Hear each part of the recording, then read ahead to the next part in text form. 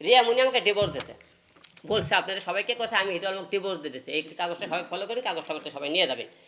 Divorce দিলে একটা কাজে, যে কাজে ডিভোর্স দেবে তার একটা সই থাকবে, সিল থাকবে।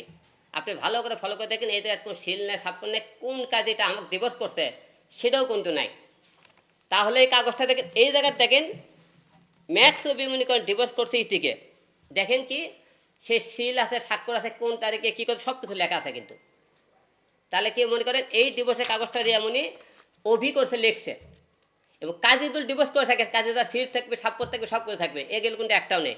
তার মানে কী করছে, আপনি হোক পাবলিক হোক, সে বোকা বানাইছে, গণমাধ্যম পাবলিককেও বোকা বানাইছে কি হিরো আলমকে আমি ডিভোর্স দিছি।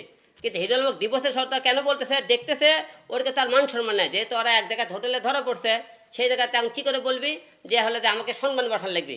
আর ওই ছেলে দেখেছে বারবার ইতিকে আনার চেষ্টা করতে, তখন ইতিকে আনতে পারতেছে না, সে বারবার খালি রিয়ার দিকে আসতেছে, রিয়ার দিকে আসতেছে, যাতে রিয়া একজন ডিভোর্স করাতে পারে। তেমন আমি তো ওকে আটকাতে পারবো না যে তুমি কেন ডিভোর্স দাও। তাই আমি জোর করে একটা বলতে চাই, রিয়া মুনি এখন ডিভোর্স আনি, সে এখন আমার বউ আছে। তো ম্যাক্সিমাকে একটা কথা বললি, তুমি তো বলছো ডিভোর্স, তোমার তো সাহস থাকে, তো রিয়া তোমার রিয়ার সাথে ভিডিও বানায়, তোমার কে অত বড় সাহস, আমি তোমাকে ওপেন চ্যালেঞ্জ করলাম, তোমাকে যেখানেই পাবো তোমাকে দুটো সেখানে একবার ঢুলাই দিলাম আমি হিরো আলম, বলে দিলাম, ওপেনটা বলে দিলাম। এখন সম্পূর্ণ এই ডিভোর্সটা মনে করেন সম্পূর্ণ ভুল, মিথ্যে, একবার পাতনো, এটা সম্পূর্ণ সে ধোকাবাজি করেছে জনগণের সাথে।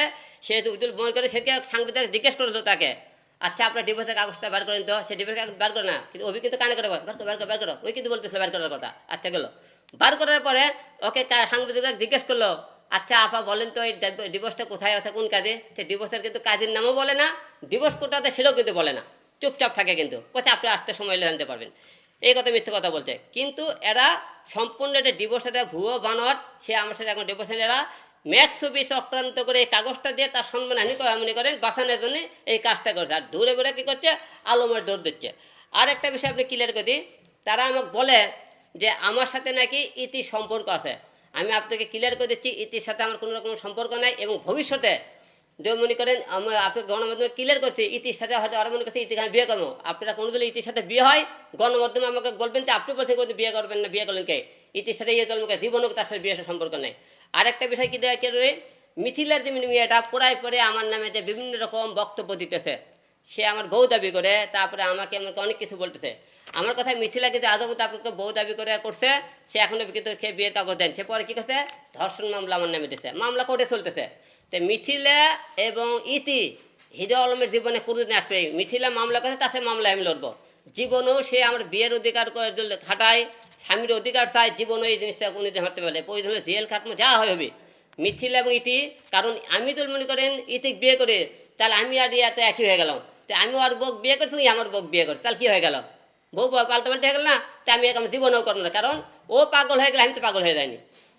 এই দৃষ্টি আপনি নিশ্চিন্তে রাখতে পারেন, কোনোদিন আমার ইতির সাথে বিয়ে হবে না। আর মিথিলা যে পাগলামি শুরু করছে, মিথিলার মূল টার্গেটটা ছিল সে একটু ভাইরাল হবে, সে বিউটি পার্লার দিবি, সে ভাইরাল হওয়ার খুবই শখ। সে দেখবে না হিরো আলমকে এই দেবো, যারাই নেগেটিভ কথা বলছে, হিরো আলমকে উল্টাপাল্টা বলছে, তারাই ভাইরাল হচ্ছে। তো দেখতেছে হিরো আলমকে কথা বলতে ভাইরাল হয়ে যায়, কেমন সবাই আমাকে ডাকে। সে মিথিলার মূল টার্গেট, সে ভাইরাল হতে চায়, সে উপরে উঠতে চায়, এটা হলো মূল টার্গেট। তার সাথে মনে করছে বিয়ের সম্পর্কে যে কথা করতে বলে, বিয়ের কাগজ থেকে আদৌ অ্যাপ্লিকেশন পূরণ করতে পারেনি, বিয়ে জীবনে তার সে হবে না। এবং স্বামীর দাবি যা করতেছে জীবনে, স্বামীর দাবি জীবনেও পাবি না। সেটা আপনাকে বলতে মিথিলা ইতি হিরো আলমের জীবনে কোনোদিন বউয়ের দাবি পাবি না এবং বিয়েও করবি না, আপনার নিশ্চিন্তে থাকেন।